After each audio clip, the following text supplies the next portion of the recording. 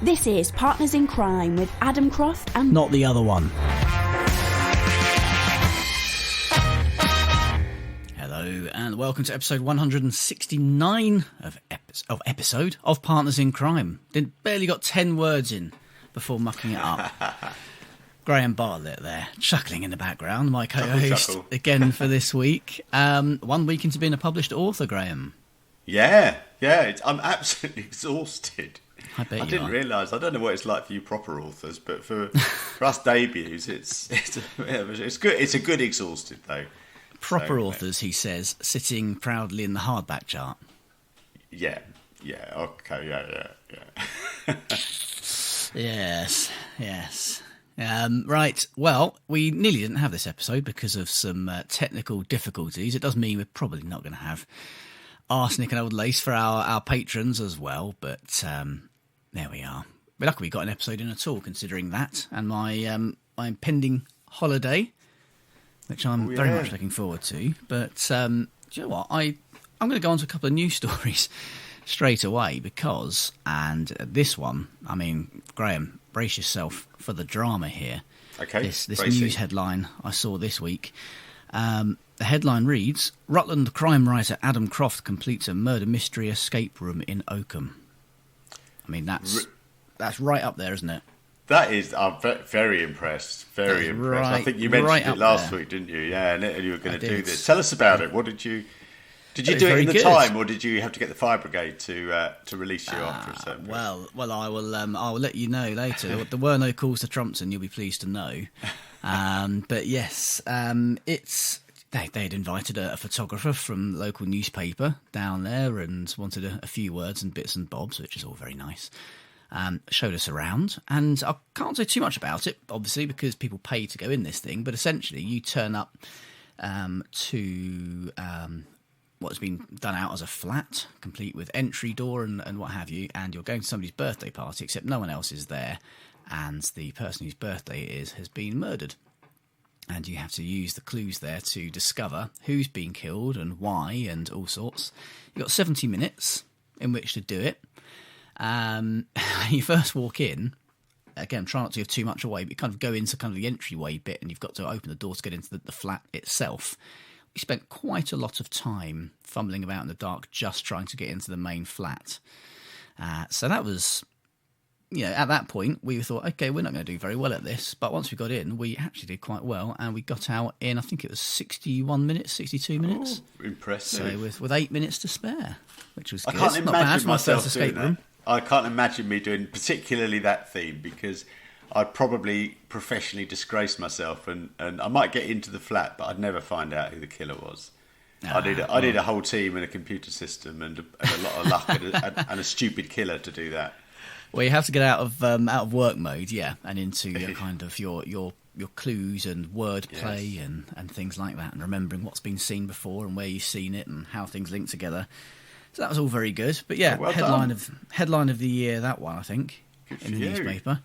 And as if my week couldn't get any odder, my dad emailed me last night to say he'd been sent a menu for a new place that was opening, food place in Rutland. And they got a pizza menu, which is lovely. They opened tonight as we're recording this. And their list of pizzas that they've got are named after, I guess, things that are particular to that area. So they've got one called the ichthyosaur, after the remains found up there recently. They've got one called the David Attenborough, the Julia Bradbury, the Craig Revel Horwood, and a pizza called the Adam Croft.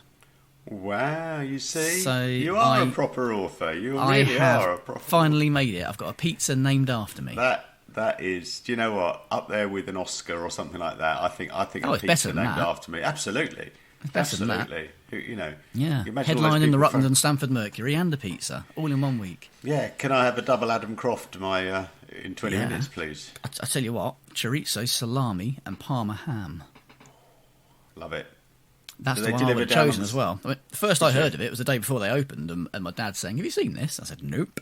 But that is exactly the pizza I would have chosen as well, so I'm quite happy with that one. So no cheese then? No, it wasn't a cheesy one for you. Oh, I think probably is cheese and tomato on there. I think that's kind of unspoken, isn't it, with a pizza? I'm thinking more about your sense of humour, but Oh, right. But no, that is quality. And if they deliver down in on the south coast, I might order one. I mean, I'm sure they will. We'll have to pay them a lot of money, and it will be quite cold. But worth it. Anything for an Adam Croft.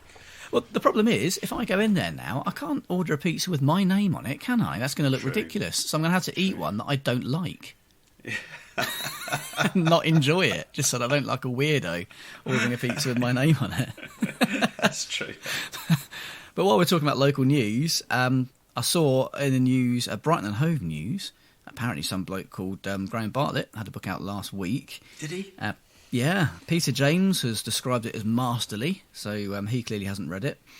Mark Billingham said, as an ex-cop, Graham Bartlett knows what he's talking about, and he certainly knows how to tell a good story. Bad for Good is a cracking debut. Ellie Griffiths said, this is the real deal, a thoroughly absorbing crime novel with characters and events that will stay with you for a long time. So yeah, we've been pushing it quite a lot, but why not? We can't afford to pay you, so we might as well sell you some books. Well, that'd be very kind. Yeah, thank you. No, thank you. Yeah.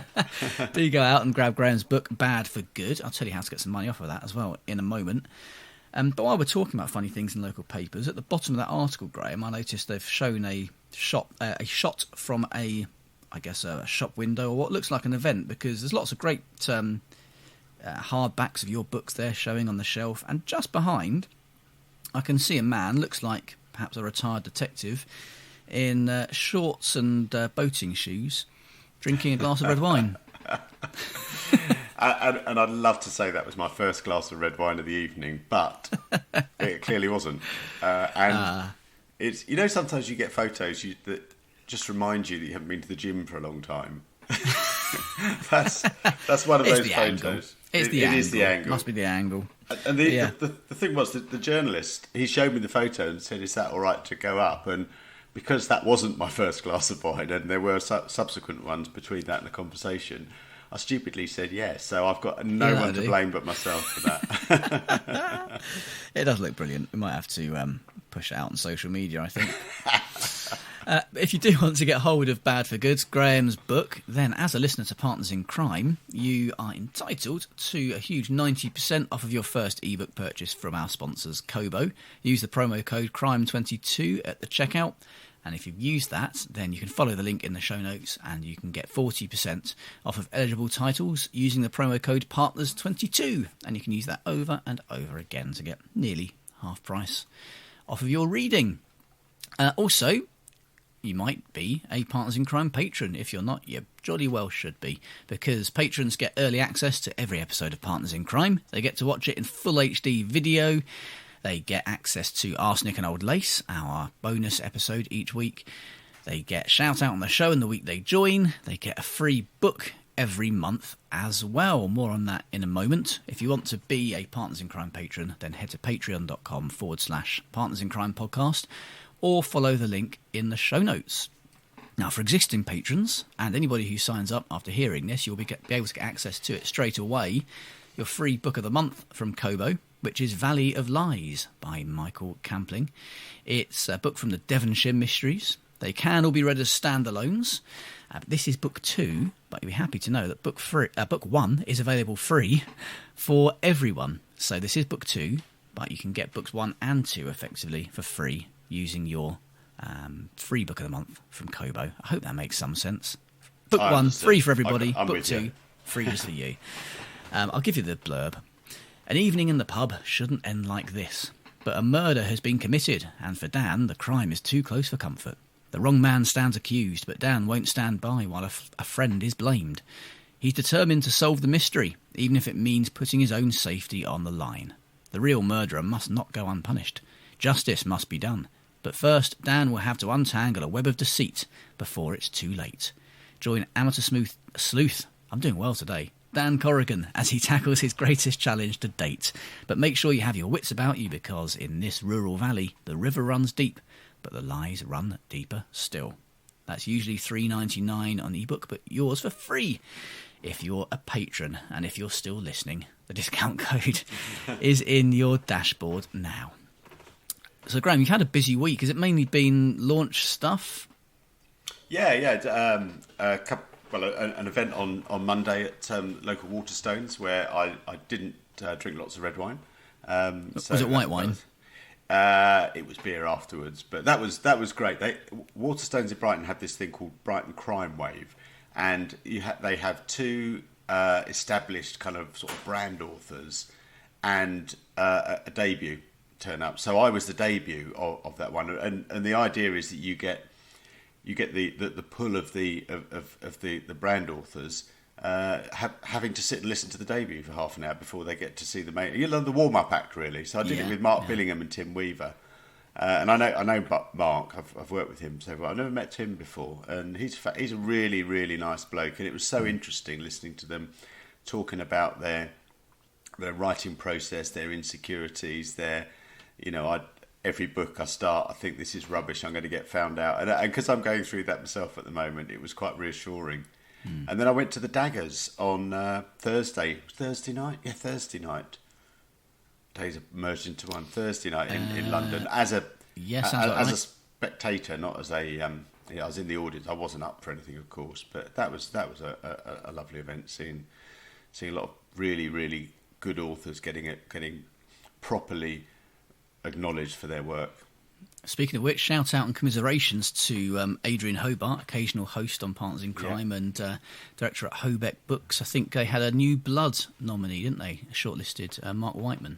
Yeah, Waking the Tiger. And to be honest, to get onto that shortlist, I know it might be sort of, a little solace a few days after the event. To get onto that shortlist is just incredible. They've been in business barely 2 years. Yeah, it's amazing. And it's not surprising because, they're so good with their authors, and they've got such a high profile, and a couple of them, they're both really funny as well, so very engaging. I've chatted to them on a few occasions, but unfortunately Mark didn't win the award. That was won by a book called The Appeal, but onwards and upwards, I think, for Hobeck. Absolutely, yeah, it's all looking good. Was the Daggers good? I've never actually been. Yeah, it was. I mean, it was a kind of traditional. I haven't been to any award ceremonies before, but sort of dinner and then the awards. But they had Barry Forshaw and Victoria Selman as the compares, and they were a great double act.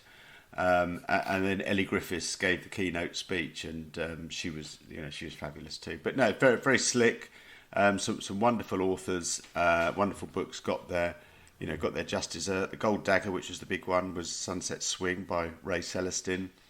And because they've not met for 3 or 2 years, they give an award, the Diamond Dagger, to an author for their lifetime contribution to crime fiction. So the 2020 winner, Martin Edwards, and last year's winner, 2021, Martina Cole, had their awards presented as well in person, and of course this year's winner as well, CJ Sampson. Unfortunately, Martina and CJ Sampson couldn't be there because of health reasons, but Martin Edwards was there, and he's always great fun as well. He's a real kind of icon of the crime fiction world, and an expert. Don't get him on the golden age; you'll lose that one. Got some of his books on it, so I can only imagine. But yeah, that sounds like a great night out. Congratulations to everybody who won awards. So I've got some news items this week. I'm mainly focusing on real life policing stuff, Graham, because we've got you on the show. Not quite sure if Mr. Daws is back. He might even be back for the next one. I'll have to find out. I'm kind of tied up with my holiday and pizza excitement and things like that. Yeah. So I'll you'll end up looking like me in that photo. You eat too many Adam Crofts. Yes, yeah. I mean, I'm already stumbling over my words because we're recording this on a Friday, which isn't something we often do, but we're trying to stagger the episodes so we don't have too long between them at the moment. Anyway, back to where I was when I went off on a weird tangent there. The Metropolitan Police. You've probably seen this, Graham. I'm pretty sure everybody will have done if you've been in the UK this week.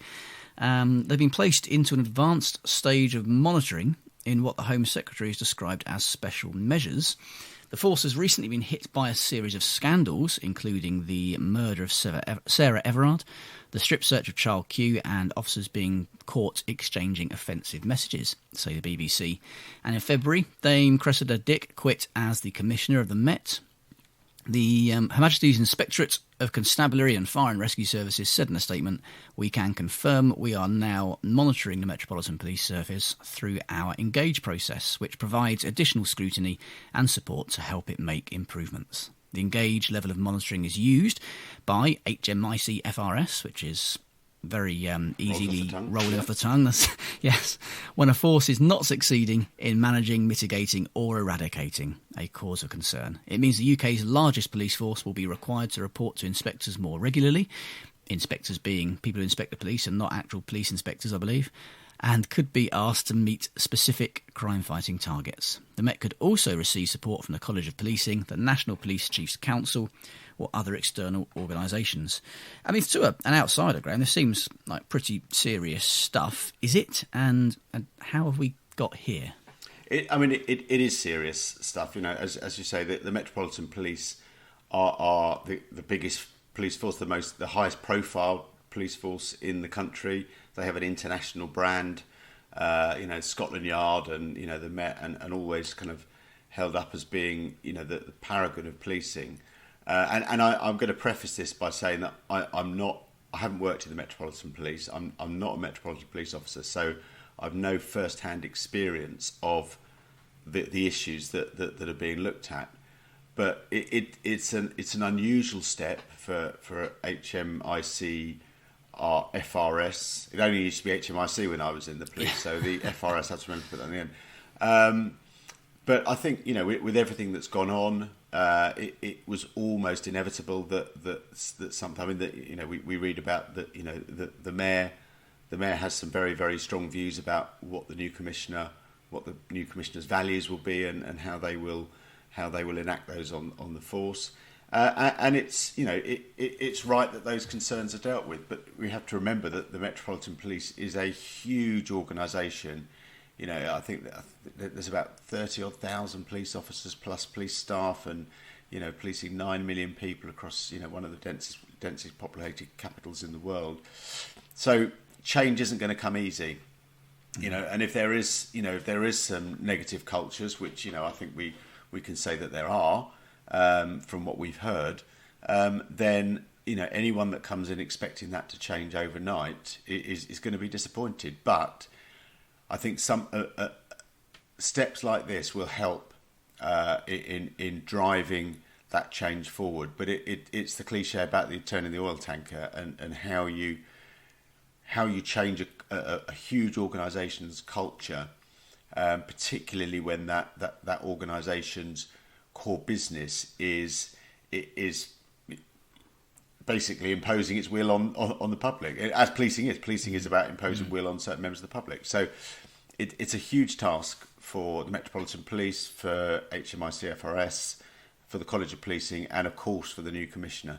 I think we must all, whatever we think, I think we must all wish them well in that, because it affects us all. And as an ex-police officer, if things happened in other parts of the country, and where I was, you felt the ripples of that, in terms of the public's view of you, and ultimately the public's inclination to help. So if they didn't regard a police force, could be yours, could be another one, as good and legitimate, then actually getting the public's assistance when you need it could be tricky.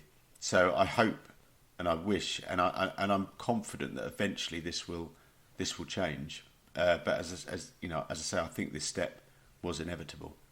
Yeah, it's a huge undertaking, and it's going to take quite some time. As you said, it's like trying to turn an oil tank around. Yeah. Well, some lighter policing news and some better news, also reported by the BBC this week, were that police in Cornwall have been using electric bikes instead of patrolling in vehicles, and more visible and interacting with more people, according to a senior officer. Officers are using the e-bikes in a scheme with Cornwall Council, funded by the Department of Transport. They're being used across the county and, no jokes, on the Isles of Scilly.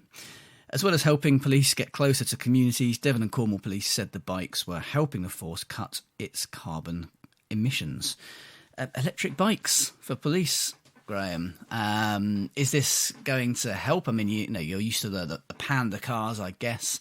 Some forces, of course, have police motorbikes in higher quantities. You used to be able to sort of get off road or chase people on bikes where you couldn't normally get down between a couple of bollards, perhaps in a car. But electric bikes, probably not going to be massively fast. They're probably not great for high speed pursuits, but certainly very green, and certainly enables officers to get about perhaps more nimbly.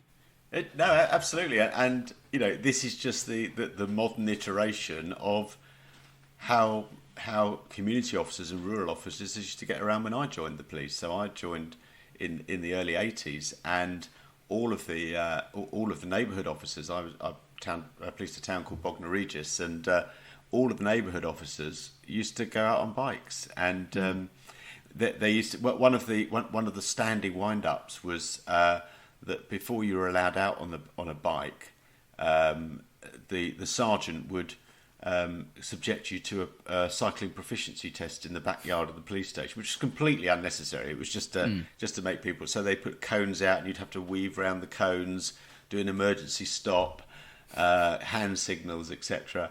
Of course, the young officers would be out there doing that, and I remember being subjected to it. You just don't know any different.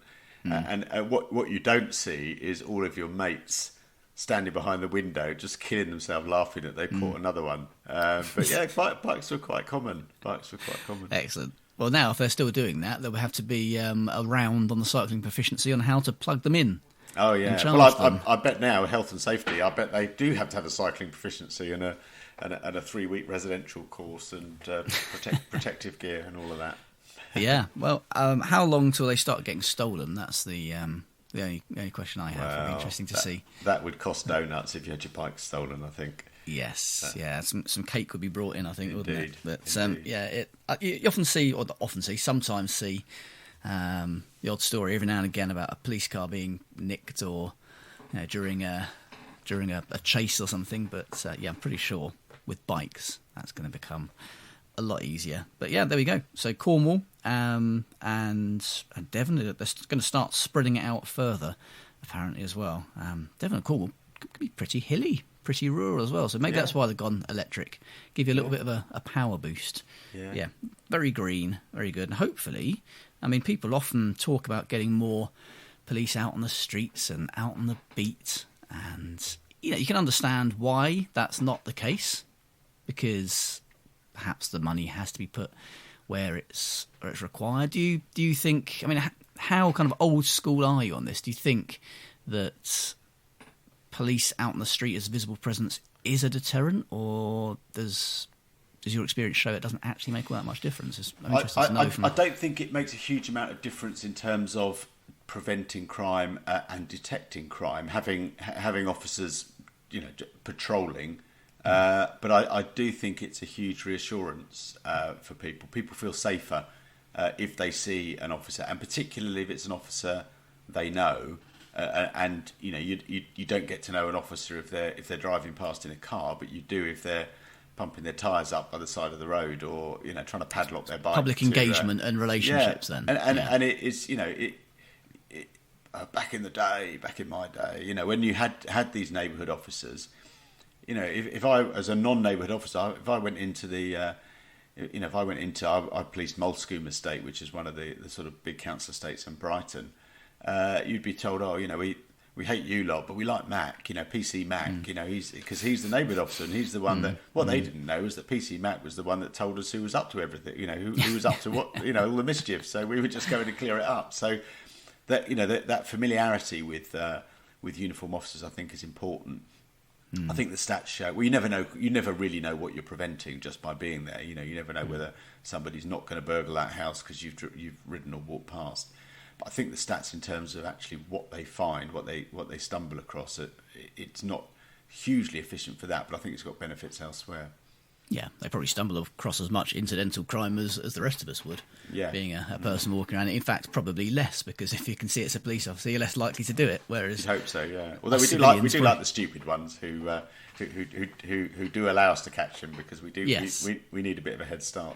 Of course, that does make it a bit easier, doesn't it? But I know what you mean about the community relationship, because, again, I was up in Rutland last weekend and went to an event at Oakham Castle, and there was the local police officer there, PC Joe Lloyd, very, very well known. He grew up in Oakham, he went to school in the area.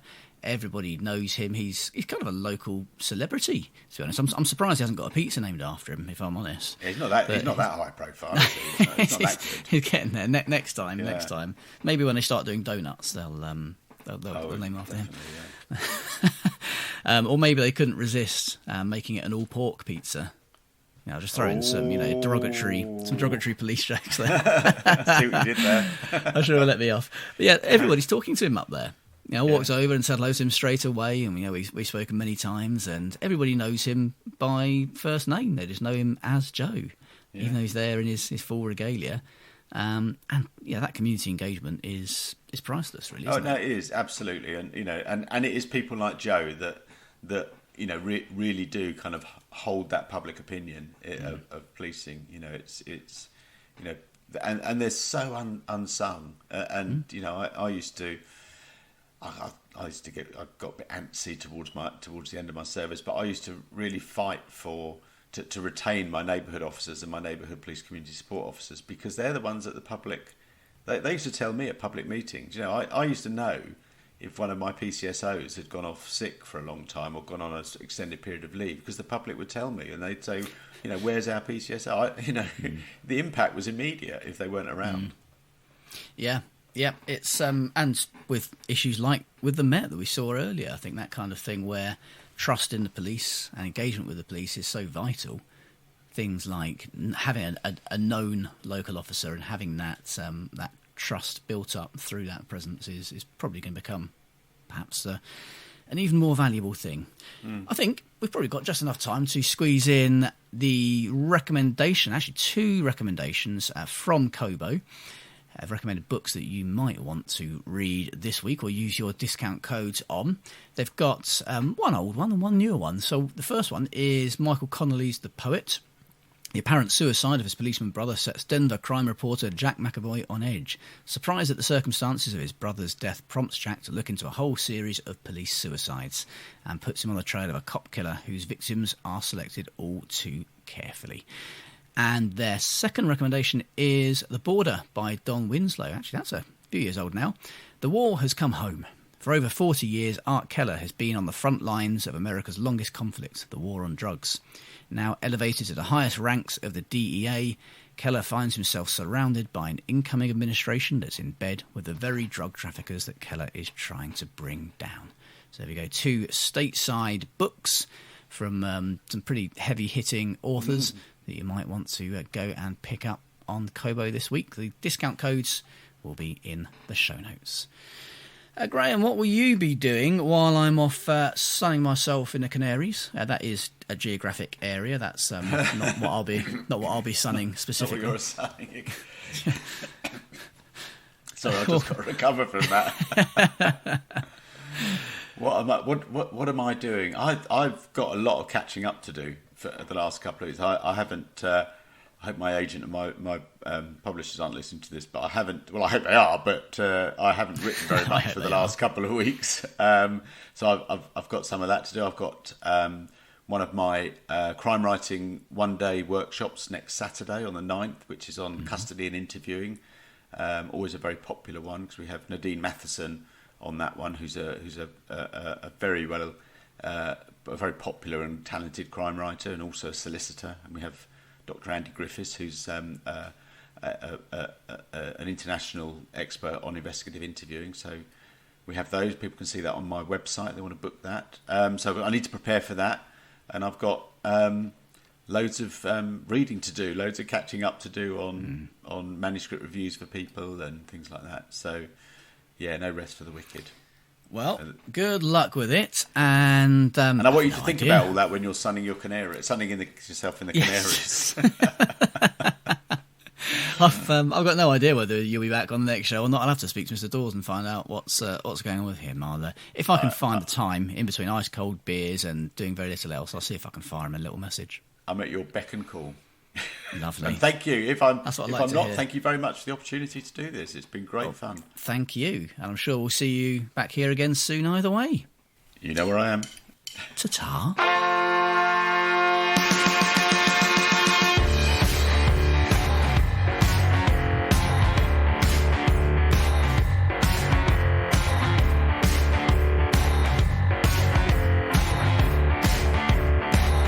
Partners in Crime was presented by Adam Croft and Not the other one. produced by Adam Croft. The theme tune was by the Caesareans. The Partners in Crime logo and imagery were designed by Stuart Bache. Partners in Crime is sponsored by Kobo, your favourite local bookshop, effective.